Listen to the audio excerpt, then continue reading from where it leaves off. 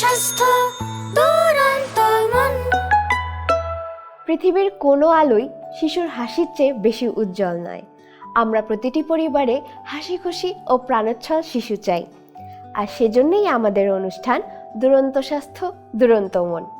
আজকে আমরা কথা বলবো শিশুদের ঠান্ডাজনিত সর্দি কাশি ও শ্বাসকষ্ট নিয়ে।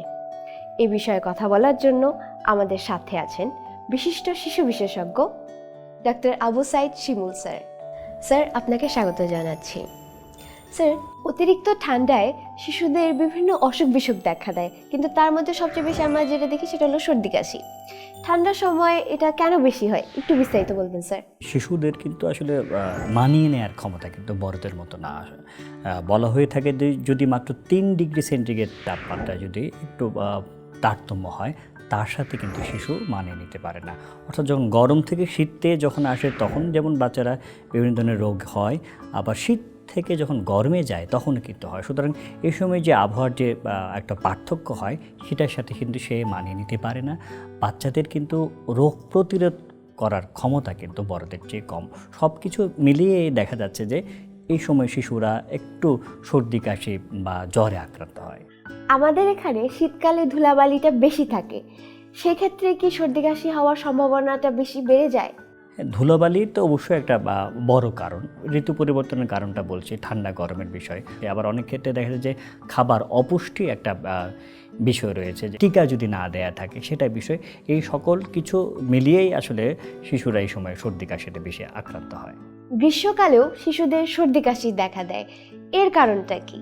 এই ক্ষেত্রে ঠান্ডার চেয়ে কিন্তু ধুলোবালিটা খুবই গুরুত্বপূর্ণ। আমরা এইভাবে বলে থাকি যে ইউরোপ আমেরিকার অনেক দেশে তো প্রচণ্ড ঠান্ডা পড়ে, তাহলে সেসব শিশুরা কি নিউমোনিয়া আক্রান্ত হয়? তা কিন্তু না। আমরা বলছি পরিচ্ছন্ন থাকা, পরিষ্কার থাকা, সেটা কিন্তু ঠান্ডার চেয়ে বেশি গুরুত্বপূর্ণ। সুতরাং ওই সময়ে একটা কথা আমি বলেছিলাম যে যখন ঠান্ডা থেকে গরমে যায় তখনই কিন্তু রোগ প্রতিরোধ ক্ষমতা বা মানিয়ে নেওয়ার ক্ষমতা সেটা কিন্তু থাকে না। হঠাৎ করে একদিন দেখা যায় যে 35 ডিগ্রি সেন্টিগ্রেড তাপমাত্রা, পরের দিন 40 হয়ে গেল, সেটার সাথেও কিন্তু বাচ্চারা মানিয়ে নিতে পারে না। বা 40 ছিল 35 হয়ে গেল, ওর জন্য কিন্তু ওটাই ঠান্ডা। আমরা ভাইরাস জনিত সর্দি কাশি সম্পর্কেও শুনেছি, তো ভাইরাস জনিত সর্দি কাশি সম্পর্কে যদি একটু কিছু বলতেন। শিশুদের আগে বলেছি যে রোগ প্রতিরোধ ক্ষমতা যেহেতু কম, শিশুদের কিন্তু ভাইরাসের সংক্রমণ বড়দের চেয়ে বেশি। বিভিন্ন ধরনের ভাইরাস হতে পারে, অ্যাডেনো ভাইরাস, রাইনো ভাইরাস, এই ধরনের বিষয়গুলো। শীতকালে কিন্তু ভাইরাসের সংক্রমণটা বেড়ে যায়, কারণ শীতকালে কিন্তু বাতাসের যখন স্তরটা নিচে নেমে আসে, যেহেতু কুয়াশা পড়ে এবং এই সময় বা আর্দ্রতা অনেকখানি কমে যায়, সেক্ষেত্রে দেখা যায় যে ভাইরাস যেগুলো উপরের দিকে থাকে গরমকালে, তারা কিন্তু একটু ঠান্ডা আবহাওয়ার কারণে নিচের দিকে চলে আসে, আবহাওয়ার আমাদের স্তরে চলে আসে। সেই কারণে বাচ্চাদের দেখা যাচ্ছে ভাইরাস বা বিভিন্ন ধরনের জীবাণুর সংক্রমণ কিন্তু এই সময় বেড়ে যায়। এই যে বিভিন্ন ধরনের সর্দি কাশি সম্পর্কে জানলাম, কি করলে আমাদের শিশুদের আমরা এ থেকে মুক্ত রাখতে পারবো? একটা হচ্ছে পদক্ষেপ, অবশ্যই আমরা বলে থাকি যে পরিচ্ছন্ন থাকা। বাচ্চাকে যারা নিবেন তারা যেন পরিষ্কার পরিচ্ছন্ন থাকেন। আমরা দেখা যাচ্ছে অফিস থেকে যখন যে মা বাবা যখন বাসায় যায়, সাথে সাথে বাচ্চাকে কোলে নিয়ে ফেলেন। সেইটা যে কোলে না নিয়ে আগে আপনি নিজেকে একটু আমরা সংযত হতে হবে। সংযত হয়ে যেই কাপড়টা পরে যাচ্ছে সেই কাপড়টা খুলে রাখেন, হাত মুখ ধোন, তারপর বাচ্চার কাছে যান। যত তত চুমু দেওয়া যাবে না। আমরা বলছি ধুলাবালি, মশার কয়েল, সিগারেটের ধোঁয়া, রান্নার ধোঁয়া, এগুলো থেকে বাচ্চাদের দূরে রাখতে হবে। যখন আপনি রান্না করবেন বাচ্চাকে নিয়ে যাবেন না। মশার কয়েল বলা হচ্ছে সিগারেটের চেয়ে 20 গুণ বেশি ক্ষতিকর। মশার কয়েল বাচ্চাদের জন্য যেহেতু ক্ষতিকর, সেটা জ্বালানো যাবে না। পাউডার না দিতে, আমরা বলি সরিষার তেল না দিতে, এবং আলো বাতাসপূর্ণ একটা পরিবেশ বজায় রাখতে। অর্থাৎ দিনের একটা সময় অনেকে তো দরজা জানলা বন্ধ করে রাখেন, একটা নির্দিষ্ট সময় যেন দরজা জানলাগুলো দুপুরের দিকে যেন একটু খুলে দেন। অনেক বাচ্চাদের যে অ্যালার্জিজনিত সমস্যা রয়েছে তাদের ক্ষেত্রে বলে থাকি যে আমরা শোবার ঘরে আপনি কার্পেট রাখবেন না। আঁশযুক্ত যেগুলো খেলনা রয়েছে, আঁশযুক্ত পুতুল রয়েছে, সেগুলো ব্যবহার করবেন না। অনেকেই শখ করে কুকুর, বিড়াল বা কবুতর বিভিন্ন ধরনের বিষয় লালন পালন করে থাকেন। যাদের অ্যালার্জিজনিত সমস্যা রয়েছে তাদের কিন্তু এগুলি থেকে একটু বিরত থাকতে হবে। পাউডার দেওয়া যাবে না এবং পুষ্টিটা নিশ্চিত করতে হবে। 2 বছর বয়স পর্যন্ত শিশুদের আমরা বলি যে মায়ের দুধ সেটা নিশ্চিত করতে হবে। টিকা কিন্তু দিতে হবে। টিকা নিয়ে অনেকের বিভ্রান্তি রয়েছেন যে টিকা দিলে অন্য সমস্যা হবে কিনা। না, অবশ্যই সরকার নির্ধারিত টিকাগুলো, সাথে সাথে আপনি যদি খুব বেশি সর্দি কাশি লেগে থাকে 6 মাসের বয়সের পর থেকে ফ্লুয়েড টিকা পাওয়া যায় বেসরকারিভাবে, সেটা একটু নিশ্চিত করতে হবে। পুষ্টি নিশ্চিত করা, পরিচ্ছন্ন থাকা, টিকা দেয়া, এই বিষয়গুলো যদি আমরা একটু মেনে চলি, তারা দেখা যাচ্ছে এই সময় তাদের সর্দি কাশি বিষয়গুলো হবে না। বাড়িতে কারো সর্দি কাশি হলে সেখান থেকে শিশুদেরও সর্দি কাশি হতে পারে কিনা, কিংবা স্কুলে গেলে অন্য বন্ধুদের থেকে তারা সংক্রমিত হতে পারে কিনা একটু যদি বলতেন। অবশ্যই এটা আক্রান্ত হওয়ার সম্ভাবনা থাকে, কিন্তু আমি এই প্রসঙ্গটা যখন উঠলো, এই যে অনেক সময় আমাদের মা বাবারা এসে থাকে না, আসার পরে বাবা জিজ্ঞেস করেন বা মা খুব মন খারাপ করে জিজ্ঞেস করেন যে আমার তো সর্দি কাশি লাগলে বাচ্চার কি লাগবে কিনা।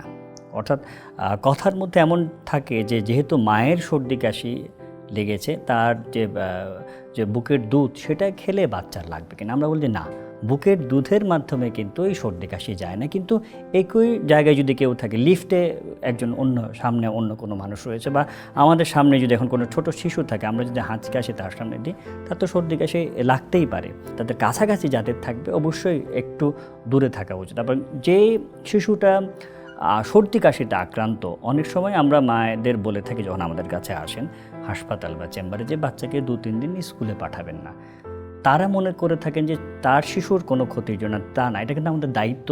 কারণ এই শিশুদের মাধ্যমে তো অন্য শিশুদের সর্দি কাশি লেগে যাবে। সুতরাং আমাদের সে দায়িত্ববোধ থেকেও কিন্তু আমাদের 3-4 দিনের জন্য শিশুটাকে পাঠানো উচিত না। সেটা নিজের ভালো হচ্ছে, অন্য বাচ্চাদের ভালোর জন্য। এবং যদি খুব নিতান্ত, অনেক সময় দেখা যায় মা বাবারা আজকাল তো খুব, আমরা বলবো, উদ্বেগ উৎকণ্ঠার মধ্যে থাকেন, কোনো ক্লাস টেস্ট পড়ে যাচ্ছে, পরীক্ষা পড়ে যাচ্ছে, খুব বেশি যদি প্রয়োজন হয় অবশ্যই মাস্ক পরিধান করতে হবে। এবং পরীক্ষার নম্বর পাওয়া কিন্তু তার জীবনের চেয়ে গুরুত্বপূর্ণ না।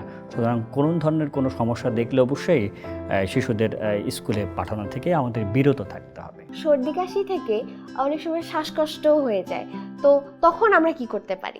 তার আগে আসলে মা বাবাদের বুঝতে হবে যে শ্বাসকষ্ট বিষয়টা কি, বা কখন আমরা বলবো যে শ্বাসকষ্ট হচ্ছে। এটা সাধারণভাবেও কিন্তু বোঝার উপায় রয়েছে। সেটা হচ্ছে বাচ্চা যে শ্বাস নিচ্ছে, একবারে একটা শ্বাস নিল। আমরা যদি সাধারণভাবে একটা মানুষকে দেখেছি মিনিটে কতটা শ্বাস দিচ্ছে, আমরা বলে থাকি 2 মাস বয়স পর্যন্ত একটা শিশু যদি মিনিটে 60 বারের বেশি শ্বাস নেয়, বুঝতে হবে শ্বাসকষ্ট।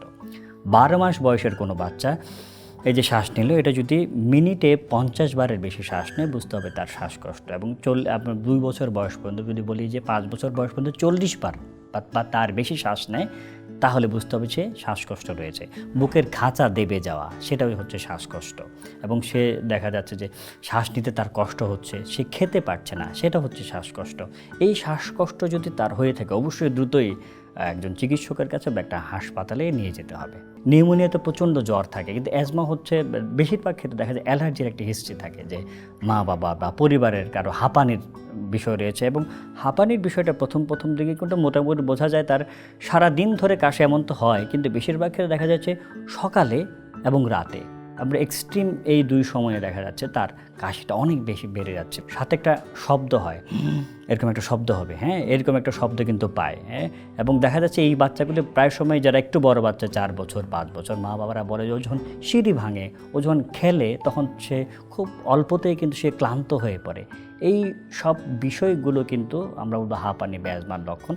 সাথে সাথে এসব বাচ্চা দেখা যাচ্ছে অল্পতে অ্যালার্জিড হয়, মশা কামড়ে লাল হয়ে যায়, অল্পতে লাল হয়ে যাচ্ছে। এগুলো যদি থাকে, যদি দেখা যায় সকালে রাতে শ্বাসকষ্টের মতো হয়, বাঁশির মতো শব্দ হয়, বুঝতে হবে যে বাচ্চাটার হাঁপানি বা অ্যাজমায় আক্রান্ত হওয়ার সম্ভাবনা রয়েছে। স্যার, শ্বাসকষ্ট বা অ্যাজমা থেকে তাহলে নিউমোনিয়াকে কিভাবে আলাদা করব? এটা খুব চিকিৎসক ছাড়া মা বাবাদের জন্য একটু কষ্টকর। সেক্ষেত্রে তারা দেখবেন যে তীব্র জ্বর থাকে, নিউমোনিয়াতে তীব্র জ্বর থাকে, আর অ্যাজমা বা হাঁপানিতে তীব্র জ্বর থাকে না। অ্যাজমা বা হাঁপানির ইতিহাস থাকে, অর্থাৎ পরিবারের কারো অ্যালার্জি বা অ্যাজমা থাকতে পারে, মা বাবা দাদা চাচা কারো থাকতে পারে। নিউমোনিয়া তেমন না। আর অ্যাজমাতে হঠাৎ করে অনেক বেশি শ্বাসকষ্ট হয়ে থাকে, ইতিমধ্যে আমরা আলাপ করেছি, সকালের দিকে বা রাতের দিকে বেশি হয়। আর নিউমোনিয়ার কাশিটা সারাদিন ধরে হতে পারে, প্রচণ্ড জ্বর থাকে, ওখানে জ্বর থাকে না। অনেকটা শব্দর কথা বললাম, শব্দটা হাঁপানিতে থাকে, নিউমোনিয়াতে সাধারণত ওই শব্দটা থাকে না।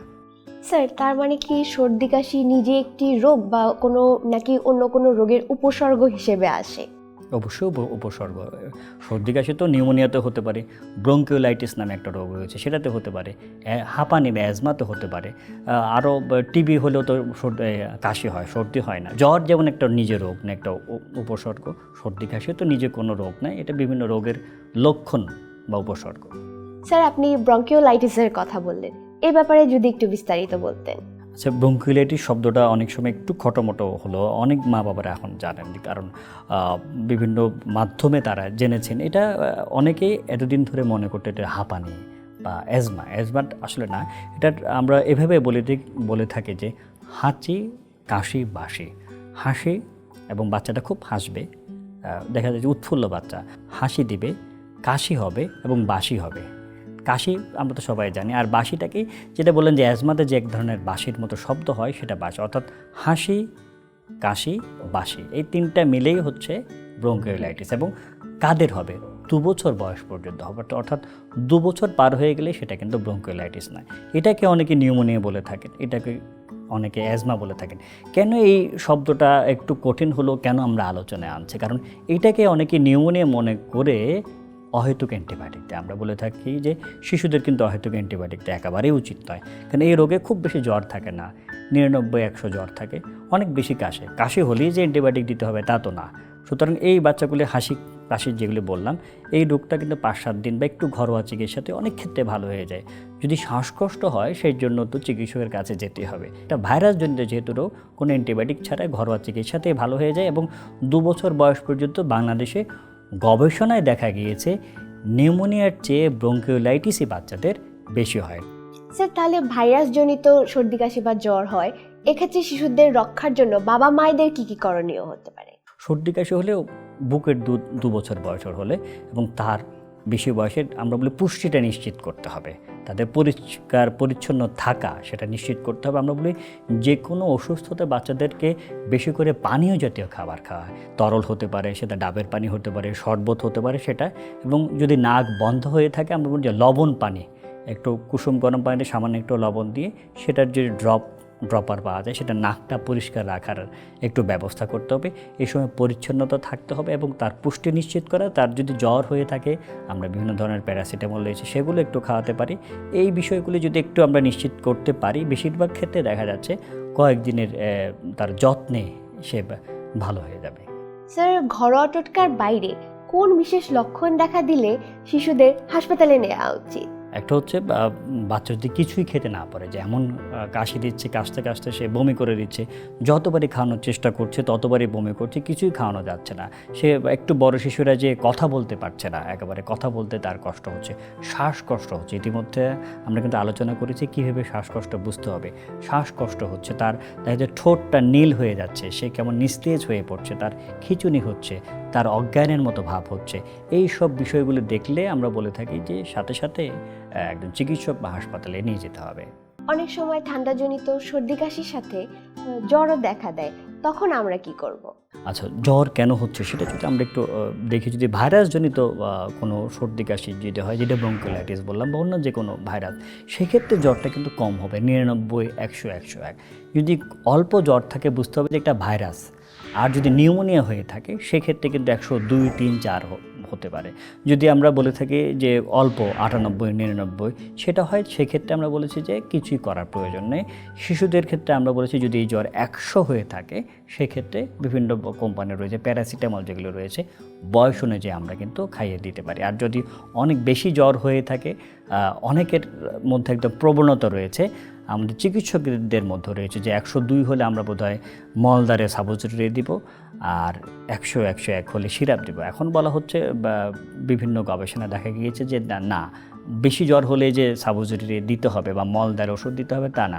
যদি কোনো বাচ্চা খেতে পারে, সেটা জ্বর 103 বা 104 যাই হোক না কেন, তাকেও কিন্তু আপনি যে প্যারাসিটামল যে সিরাপ সেটা বয়স অনুযায়ী আপনি খাইয়ে দিতে পারেন।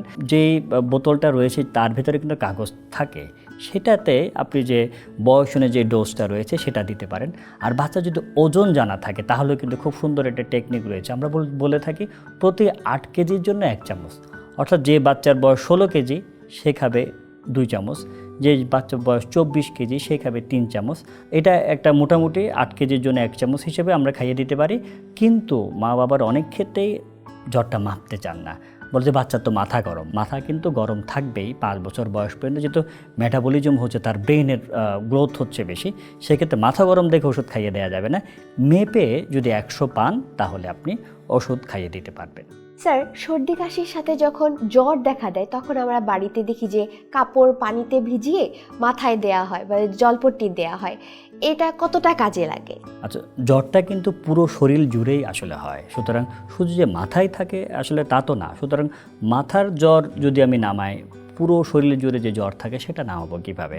আর ঠান্ডা এই ধরনের জলপট্টি বা মাথায় পানীয় ঢালে অনেকে, তাতে কিন্তু শিশুদের দেখা যাচ্ছে ঠান্ডা লেগে যায়। এখন নতুন চিকিৎসা বিজ্ঞানে বলছে আপনি কুসুম গরম পানি দিয়ে সারা শরীরটা মুছে দিবেন, অর্থাৎ পুরো শরীরটা কুসুম গরম পানি দিয়ে মোছাবেন, মাথা শুধুমাত্র মুছিয়ে দিলে হবে না, এবং এক্ষেত্রে কিন্তু তার ঠান্ডা লাগার প্রবণতা সেটাও কিন্তু থাকে না। স্যার, ঠান্ডাজনিত সমস্যা দেখা দিলে শিশুরা খেতে চায় না, খাবারে অনীহা দেখা দেয়, সেক্ষেত্রে বাবা মায়েদের কি করণীয় হতে পারে বা কোন ধরনের খাবার দেয়া উচিত? আমরা এইভাবে বলে থাকি যে আমরা বড়রা যখন কোনো রোগে আক্রান্ত হই আমরাও তো খাই না, সুতরাং এই সময়টা আমরা বলবো যে একটু পুষ্টিকর খাবার দিয়ে কোনো মতো পার করে দেয়া। এমন খাবার দিতে হবে যাতে অল্প খাবারে বেশি পুষ্টি হয়, যে বিশেষ করে 2 বছরের কম বয়সী শিশুদের ক্ষেত্রে অবশ্যই বুকের দুধটা নিশ্চিত করতে হবে। ওই সময় তরল জাতীয় খাবার আসলে বেশি খাওয়াতে হবে। আমরা শরবত খাওয়াতে পারি, ডাবের পানি খাওয়াতে পারি, চিনির শরবত দিতে পারি, স্যুপ দিতে পারি। এই সময়টা মানে 5-7 দিন যতটুকু থাকে, যে সময়টা একটু বেশি তরল জাতীয় খাবার দিতে হবে। খিচুড়ি দিতে পারে, নর্মাল ভাত না দিয়ে, কারণ খিচুড়িতে অনেক বেশি পুষ্টি, অর্থাৎ এমন খাবার দিব যাতে অল্প খেলে তার বেশি পুষ্টি হয়। যে অন্য আমাদের কাছে মা বাবারা এসে বলেন যে একটা কোনো ওষুধ দেন, আমরা এভাবে বলে থাকি রুচি বাড়ানোর কিন্তু কোনো ওষুধ পৃথিবীতে এখন পর্যন্ত আবিষ্কার হয়নি যে একটা ওষুধ দিলে রুচি বাড়ে। হ্যাঁ, কিছু কিছু ক্ষেত্রে জিঙ্ক বা অন্য কিছু দিলে কিছু কিছু ক্ষেত্রে কাজ হতে পারে, কিন্তু অসুস্থতায় থাকলে তো আসলে রুচি কম থাকবে। সুতরাং আমাদের এখানে অল্প খাইয়ে যেন বেশি পুষ্টি হয় সেই ধরনের খাবার দিতে হবে, এবং তরল জাতীয় খাবার এই সময় নিশ্চিত করতে হবে। স্যার, আমরা ঠান্ডাজনিত সর্দি কাশি সম্পর্কে অনেক কিছুই জানলাম। আমরা চাই যে কোনো শিশুই ঠান্ডাজনিত বা অন্য কোনো কারণে কোনো রোগে আক্রান্ত না হয়।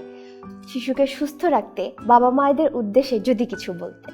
আসলে এটা একটা অনেক বড় আলোচনা। স্বাভাবিকভাবে আমরা বলে থাকি যে বাচ্চার খাবারটা নিশ্চিত করা, জন্মের প্রথম 1 ঘন্টায় তার শাল দুধ নিশ্চিত করতে হবে। 6 মাস বয়স পর্যন্ত শুধুমাত্র বুকের দুধ খাবে, 2 বছর বয়স পর্যন্ত বুকের দুধ চালিয়ে যাবে, অন্যান্য খাবার খাবে। তার টিকাগুলো নিশ্চিত করতে হবে, সেই জন্য শীতে আসলে ঠান্ডা লেগে না যায়। তার মাথাটা অবশ্যই ঢেকে রাখতে হবে, ধুলাবালি থেকে, মশার কয়েল থেকে বা রান্নার ধয়লি থেকে মুক্ত থাকতে হবে, এবং যারা তার আশেপাশে রয়েছেন তারা যেন অহেতুক বাচ্চাকে কোলে না নেন বা অপরিচ্ছন্ন হাতে তাকে কোলে না নেন। এই বিষয়গুলি একটু যদি আমরা নিশ্চিত করতে পারি, অবশ্যই আমাদের শিশুরা সুস্থ থাকবে। স্যার, আমাদের সময় দেওয়ার জন্য আপনাকে অসংখ্য ধন্যবাদ। আপনাকেও ধন্যবাদ। আজ তাহলে এ পর্যন্তই। কথা বললাম শিশুদের ঠান্ডাজনিত সর্দি কাশি এবং শ্বাসকষ্ট নিয়ে। আগামী পর্বে আবার দেখা হবে নতুন একটি বিষয় নিয়ে, নতুন একজন অতিথির সাথে। সে পর্যন্ত ভালো থাকবেন, সুস্থ থাকবেন, শিশুদের যত্নে রাখবেন। দুরন্ত। ফেসবুকে ফলো করো এবং ইউটিউবে সাবস্ক্রাইব করো দুরন্ত টিভি।